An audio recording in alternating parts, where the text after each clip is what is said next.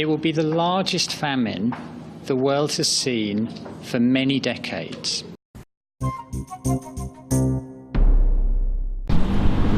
ADL. We are here to deliver. We are here to deliver a national petition. a national petition Signed by 20,000 people. signed by 20,000 people.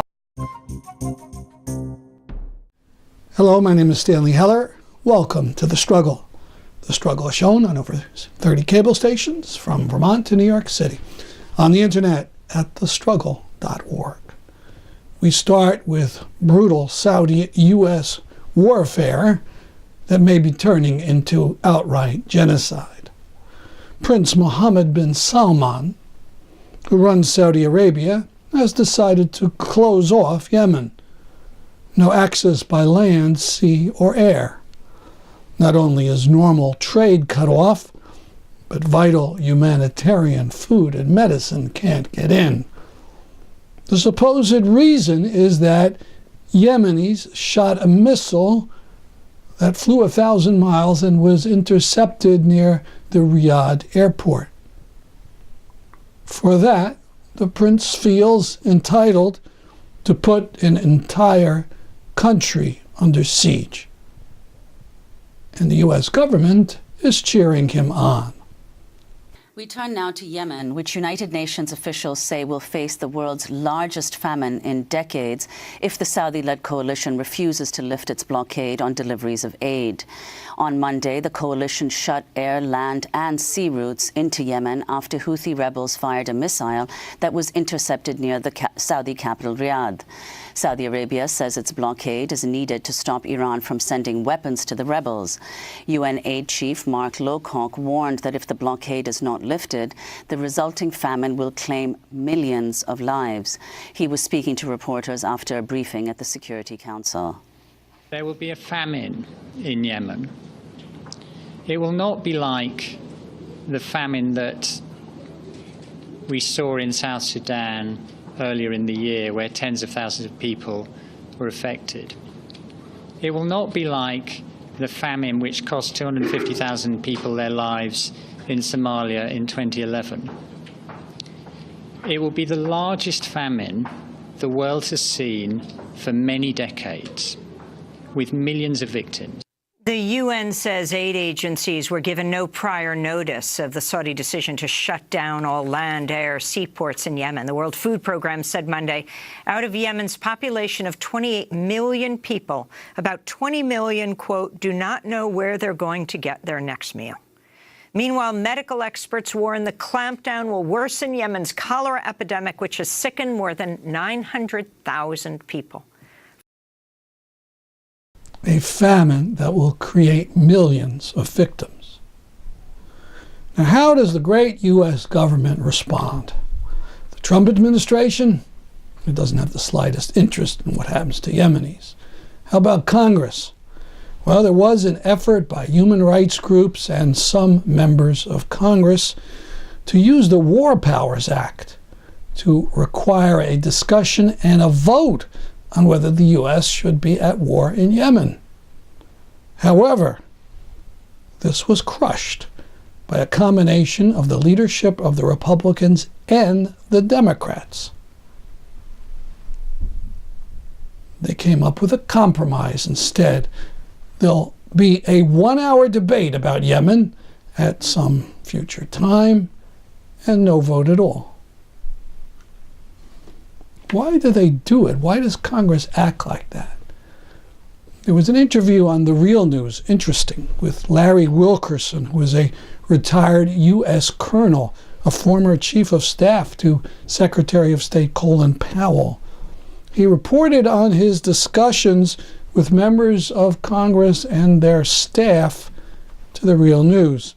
These are some of the answers, some of the kind of answers he got. Well, this is just a niche issue, meaning it just matters to a special interest group. Here's another. Well, I always go with my committee chairman. meaning for my salary of $174,000 a year, you can't expect me to do my own research and make up my own mind. Another, well, Iran's there. Now, Wilkerson said his response was, Iran wasn't there until the Saudi UAE coalition attacked and we supported them. The response from the congressman, well, Iran is there now, so we've got to fight them. The Saudis are doing our dirty business for us. So Netanyahu and his gang of triumphs mention the word Iran, and a member of Congress starts to salivate and feel it's his duty to bare his teeth. This is what Wilkerson said. You just wouldn't believe it. The first reaction I have is that they don't know what they're talking about. The second reaction I have is that they're venal, they're cruel, they're brutal. The third reaction I have is they're ignorant. They're just not willing to look at the issues. And the fourth reaction I have is their obeisance to the military-industrial complex. This is evil. Not the petty evil of murderers and sadists, but the combination of greed, cruelty, laziness, and indifference that leads to immense crimes.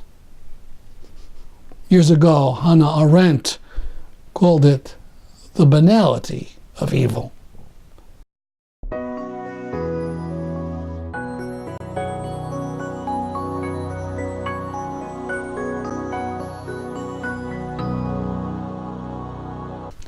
On November 8th, 20 chapters of Jewish Voice for Peace staged protests in front of the offices of the Anti-Defamation League around the country.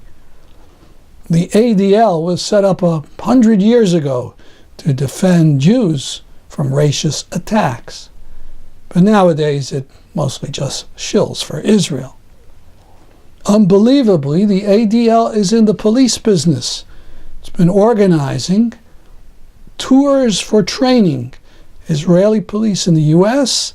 and U.S. police in Israel.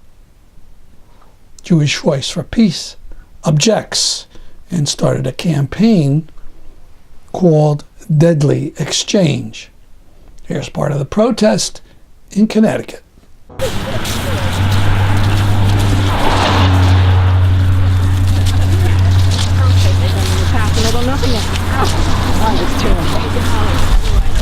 In the last 15 years, thousands of U.S. police officers, ICE agents, Border Patrol, and enforcement executives have traveled to Israel to exchange policing techniques with the Israeli police, the Israeli Defense Force, and to learn how the Israeli military and those personnel responsible for maintaining the occupation do that. And the occupation is now, as many of you know, 50 years old. These trips promote an exchange of the worst practices: racial profiling, militarization of police, and repression of protest. ADL. ADL. We are here to deliver We are here to deliver a national petition a national petition signed by 20,000 people signed by 20,000 people demanding that you end demanding that you end the U.S.-Israel police exchange programs. the U.S.-Israel police exchange program. We call upon the ADL We call upon the ADL so that you hear so that you hear the harms you are complicit in. the harms you are complicit in. We call on organizations of conscience around the country and around the world to join with us in this steadfast commitment to create safety for all. We are unstoppable. We are unstoppable.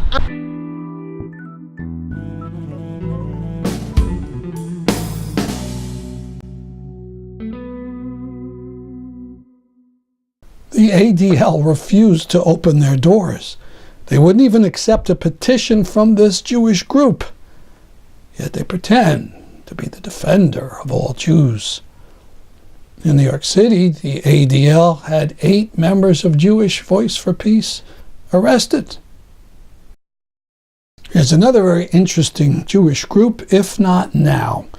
On November 12th, they're holding a protest in front of a gala of the Zionist Organization of America.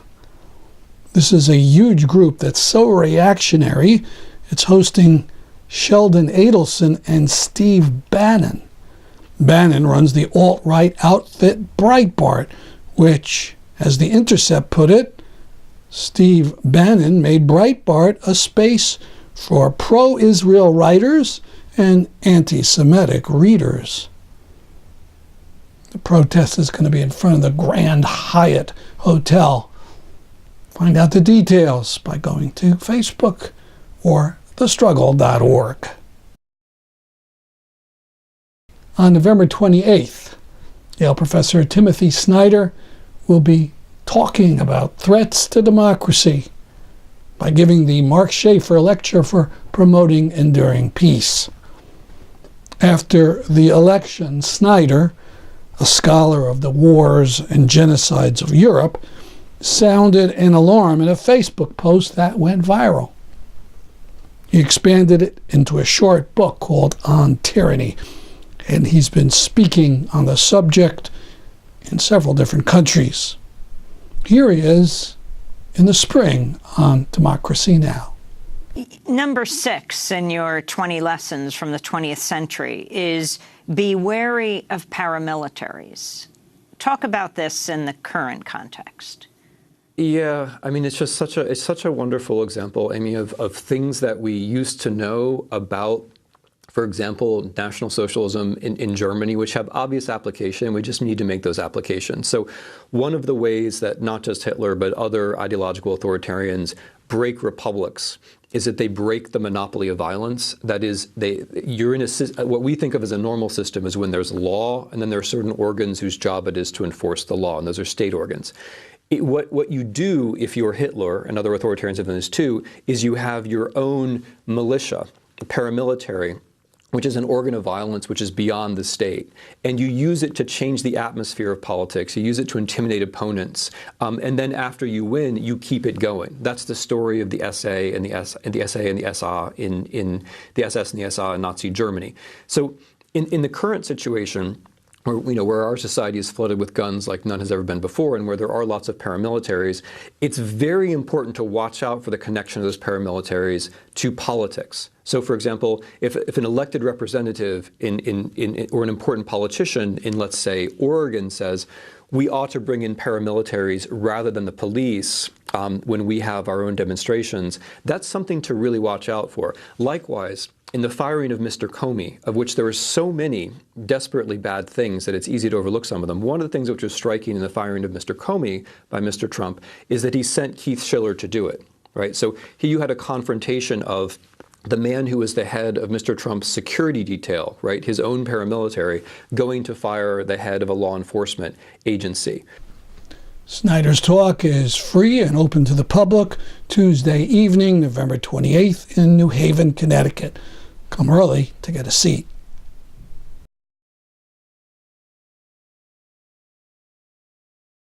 And finally, the conclusion of the talk by Bill McKibben at Yale, Simply Too Hot.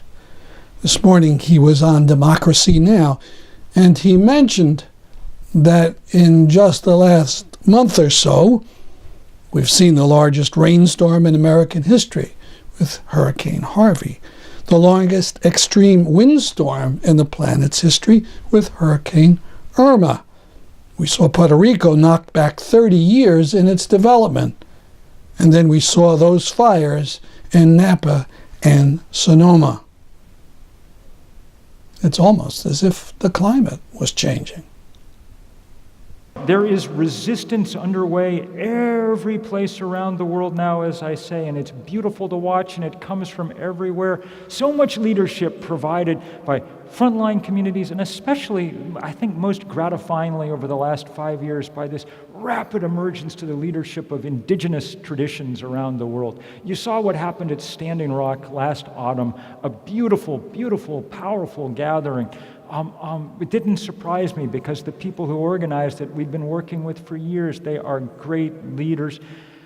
It's a good sign that the oldest, I was saying this to someone at lunch, that the oldest wisdom tradition on the planet, indigenous wisdom tradition, is meshing now powerfully with the newest, that the word that comes from the sweat lodge and the word that comes from the supercomputer is the same word about what we need to be doing, okay?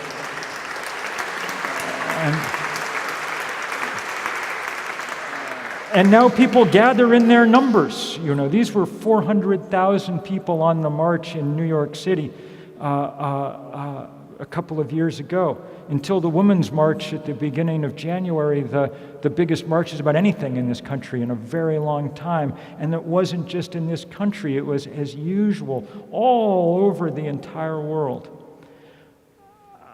I think I want to close just showing you a couple of pictures that illustrate, in my mind, the kind of drama of this moment in which we find ourselves, okay? You know, there are sort of tropes that go on in one's, that fit the human mind, our image of, and one of them is the battle of the small against the very large, okay? The David and Goliath story. These are our friends in the Pacific, in those islands like Vanuatu and Tuvalu and the Marshalls and Micronesia and the Solomons that'll probably be underwater by the end of the century. But boy, people, their slogan is, "We are not drowning, we are fighting," and boy, they are. While we were marching in New York, they'd cut down on each island a single tree and made a big traditional war canoe, and they took them to Newcastle in the Pacific, which is the biggest coal port in the world. And there they used them for a day to blockade that port and keep the largest ore ships in the world in harbor so they couldn't come out without running them over. It was brave and beautiful action. It's been one of the reasons that's galvanized Australians into opposing this crazy plan for this giant coal mine. And it illustrated perfectly this trope, the small and the many against the few and the very big. We saw the same image from the Pacific Northwest the next year. This was when Shell Oil announced that they were going to go drill for oil in the Arctic. Okay, think about that for 1 minute, by the way. Okay, scientists had said, if you warm the planet, the Arctic will melt. Shell Oil and its ilk paid no attention and went ahead, and what do you know, the Arctic melted. Having looked at that, did the leadership of Shell Oil say, maybe we should go into the solar business instead, this seems not to be working out? No, the leadership of Shell Oil said, hey, it's melted up there now, it will be easier to drill for more oil. If you were looking for an illustration to support the argument that the big brain was not a good adaptation, okay, that would be it seems to me. On the scale of human folly, it doesn't get much larger, but happily, there were lots of people with perfectly good brains and big hearts attached to them who decided to get in the way. And in Seattle and in Portland, for days, they blockaded the two giant drilling rigs with small craft. We called them kayaktivists, okay? And it was beautiful. And it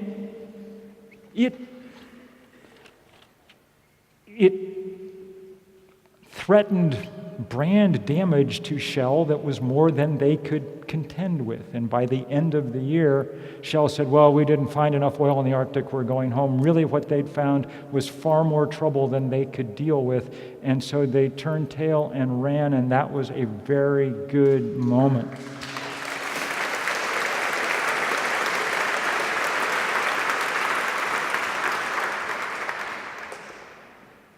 But we need lots more moments like that.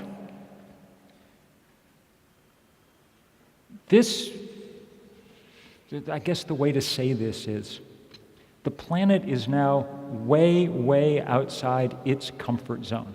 That's what it means when the Arctic is melting, when coral is dying.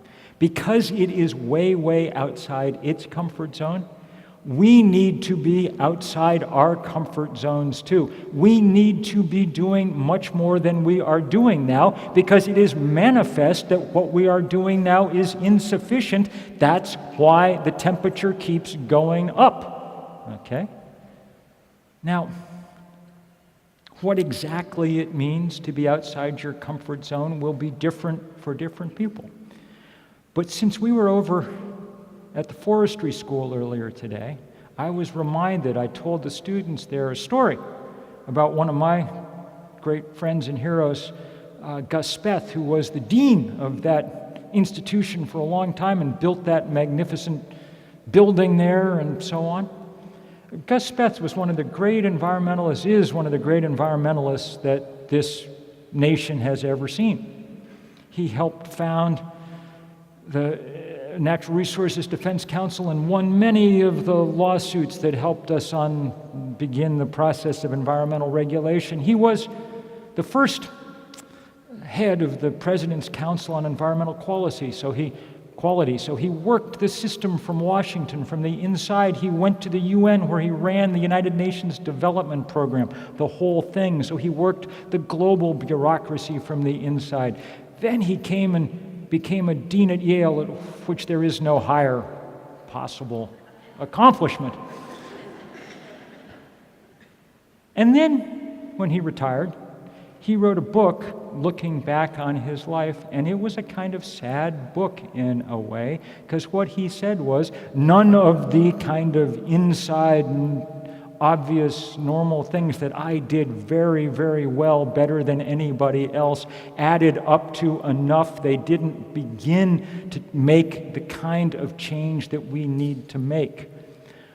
When I was recruiting people to come to Washington for the civil disobedience action that launched the Keystone Fight, which became the largest civil disobedience action in 30 years in this country about anything, that sent 1,200 and some people to jail. One of the first people that I called was Gus Speth and said, will you sign this letter with me and will you come to Washington? And he said, yes, I will. Thank you very much. He and I were arrested on the first day of that protest. And because the police were trying to send a message to the others that were coming behind, they treated us somewhat more harshly than usually people who are charged with failure to yield are treated. We spent 3 days in Central Cell Block in D.C., which is as much fun as it sounds like it would be, okay? Gus was on the next cell over, so we could speak through the bars, and we talked a lot. In fact, for the 50 or 60 people who were there, he gave a lecture through the cell bars about his new book, and it was excellent.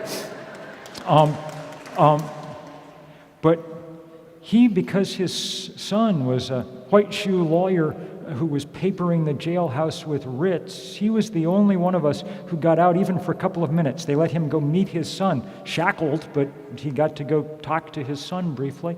And he passed him a message to pass to the reporters. And what he said was, and I think that this bears thinking about for elites of all kinds, which anybody who is at this institution is. What he said, the only sentence he said was, I've occupied a lot of important positions in this city, and none of them seem as important as the one I'm in right now. Okay? That, I think, bears thinking about as we decide what we're going to do. You don't all have to go get arrested, although an increasing number of people have explained to me that it's now on their bucket list, okay? And I will add, looking at the great age diversity in this audience, when I wrote the letter asking people to come to get arrested there, I said, I don't think young people should have to be the cannon fodder in this case. They're doing most of the leading in this movement, as you've seen from the pictures. But if you're 22, it's possible an arrest record might not be the best item for your resume, okay? One of the few unmixed blessings of growing older is, past a certain point, what the hell are they going to do to you, you know? And so it was with pleasure that we saw people with hairlines like mine descend on Washington. We did not say, how old are you? That would be rude. But we did cleverly, I think, say, who was president when you were born, okay? And the two biggest cohorts were from the FDR and the Truman administrations. On the last day, a man was arrested with a placard around his neck that said, World War II veteran, handle with care. He was so old he had been born in the Warren Harding administration, which was so long ago I'd forgotten there was a Warren Harding administration. It was good for the young people who were there to see their elders acting in the way that really elders need to in a working civilization. I will just add that this same principle of risk, since we're at a university, goes triple for anyone with tenure, okay? You guys are the most bulletproof people in any place on earth. Put it to good use. We also told people if they wanted to get arrested that they should wear a necktie or a dress. Not because we're big into formal wear. Sue and I live in Vermont, which I believe has a constitutional provision exempting people from wearing neckties, okay? We wanted to make the same visual point that I've been trying to make throughout this talk. There is nothing radical about what we are talking about.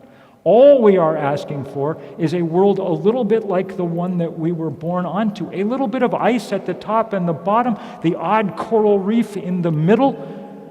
That's not a radical demand. That is a conservative demand. Radicals work at all companies. If you get up in the morning willing to make your fortune by altering the chemical composition of the atmosphere, and you are willing to do it after scientists have told you it will happen, and if you're willing to keep doing it after you've seen it happening, then you are a radical in a way we have not had on this planet before, and our job is to check that radicalism. And it is our job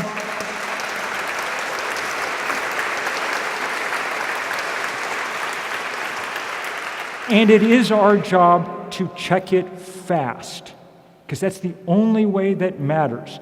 Climate change is the first time-limited challenge humans have ever really had to face, okay? Dr. King would always end his talks by saying, the arc of the moral universe is long, but it bends toward justice. This may take a while, but we're going to win. The arc of the physical universe is short, and it bends toward heat. If we do not win soon, then we will not win ever. And that is why pace has become the most important word, why fast is the only thing that really matters.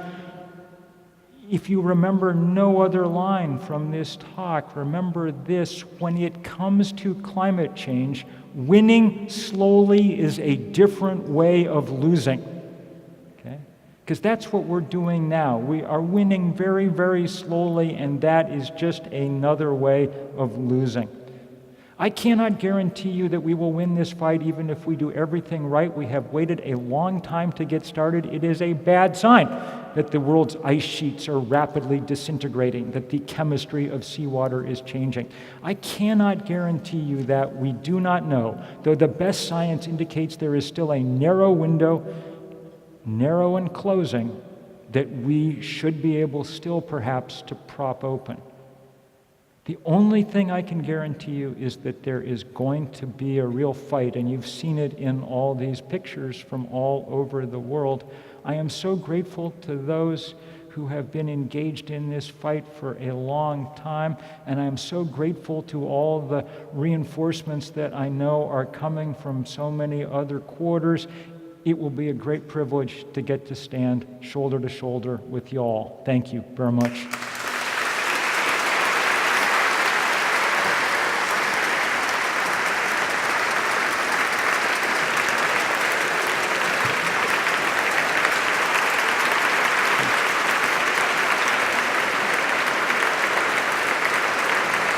That's our program for today. See you next week at this time. I'm Stanley Heller for The Struggle.